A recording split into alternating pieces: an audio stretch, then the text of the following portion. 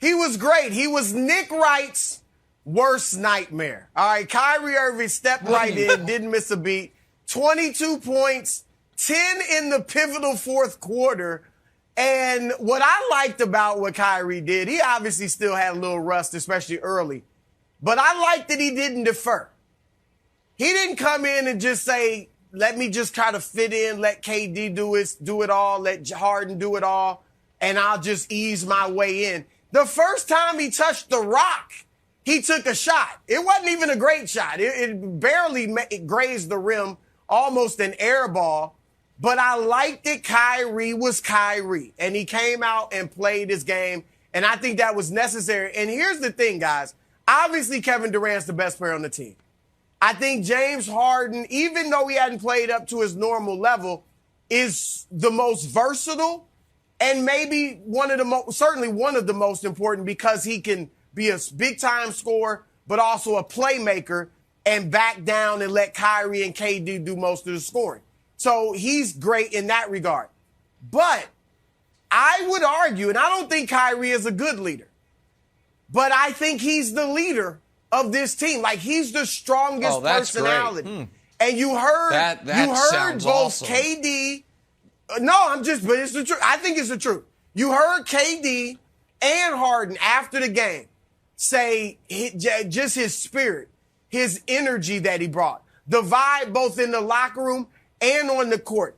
I think he added life, Wilds, to this Nets team. They looked reinvigorated with his presence. And Nick, you're right. Kyrie has not been a great leader. There's no doubt about it. But I just think his presence, his personality, his strength of personality really reinvigorated this team, Wilds. And that was important for the Nets and will be going forward. It added life. That was a strong take. I thought that, like, if you added life, you let the Pacers score 73 points in the first half. You know, you need a little bit more life, even play a little defensive life. Took a little while. Here's my take, and a lot of things that you thought were going to happen happened. Kyrie handles still there. Kyrie little mid-range jumper still there. Not great defense from the Nets that we saw last year still there. There's one thing, Nick, that jumped out at me, and I said, why is this one resonating with me so much? It's that when Kyrie was on the bench, he had little flecks of gray in his hair. It stuck with me. Bear with me. It stuck with me for a reason. I was trying to figure out why. And I think it's because Kyrie has always been synonymous with youth and sort of like a no end to his basketball career. We always just remember Kyrie being young. You remember Kyrie at Duke. You remember Kyrie with the Cavs without LeBron. And then when LeBron got there, LeBron was the elder statesman, and he still is, and Kyrie was like the younger brother.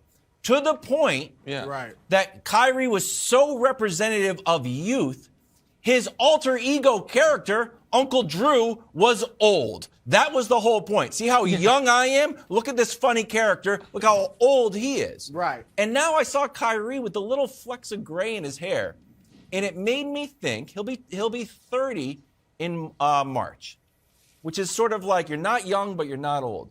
It made me think that Kyrie had a little retirement appetizer these last 8 months, and I don't think he liked it as much as everyone thought that he would. We've always heard, Kyrie could just walk away from the game.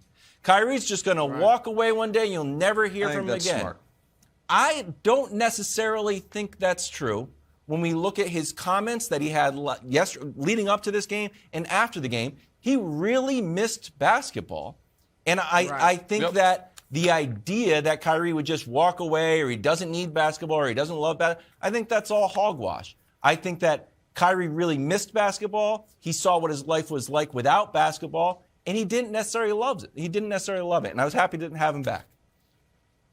Well, I think that is super smart and super insightful. And I also think what Broussard said, for the most part, was very smart as well, which is why it's such a shame. It started with just a bald-faced lie that this is Nick Wright's worst nightmare.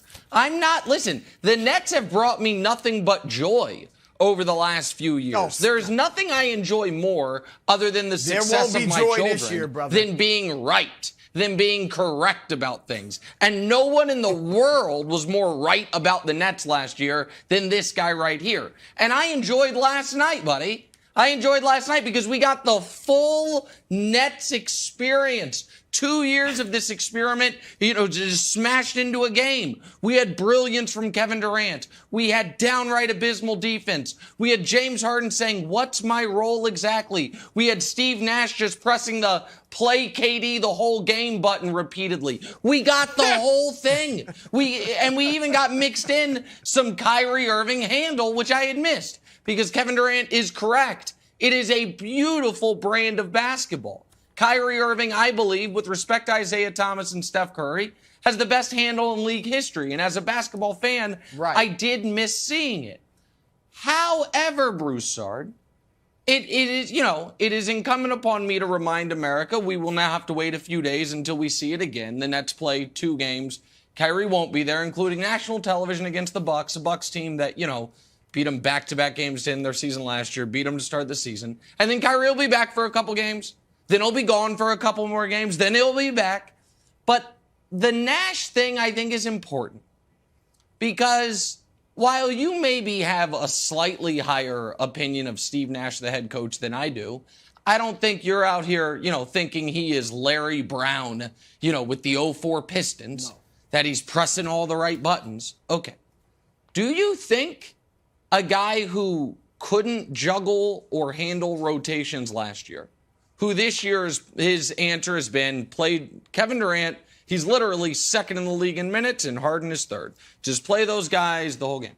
Do you think that adding the variable of we are going to have one set of rotations for road games and one set of rotations for home games is something, and I mean this seriously, Steve Nash can handle?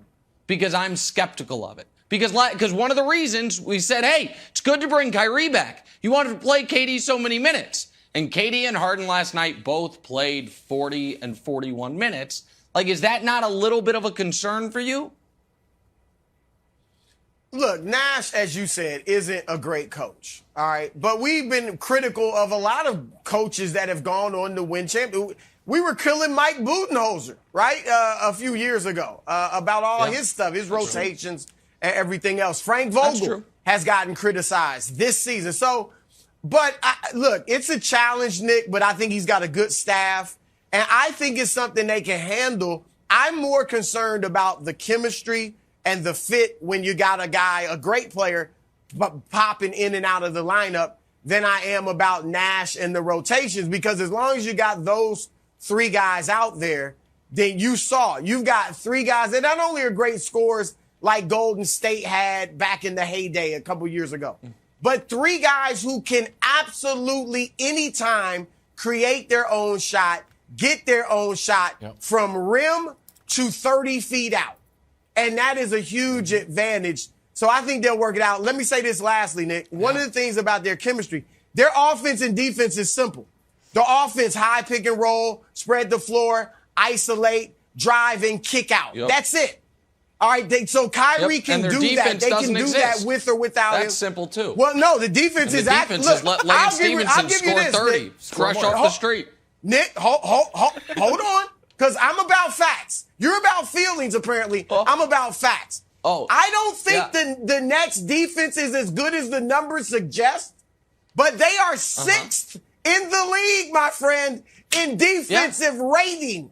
Take that. And then they add Kyrie. Take your feelings. And the Pacers and I'll take drop my 115 and Lance scores 30. Maybe, just maybe, adding Kyrie and switching things up isn't going to be a net positive on the defensive end.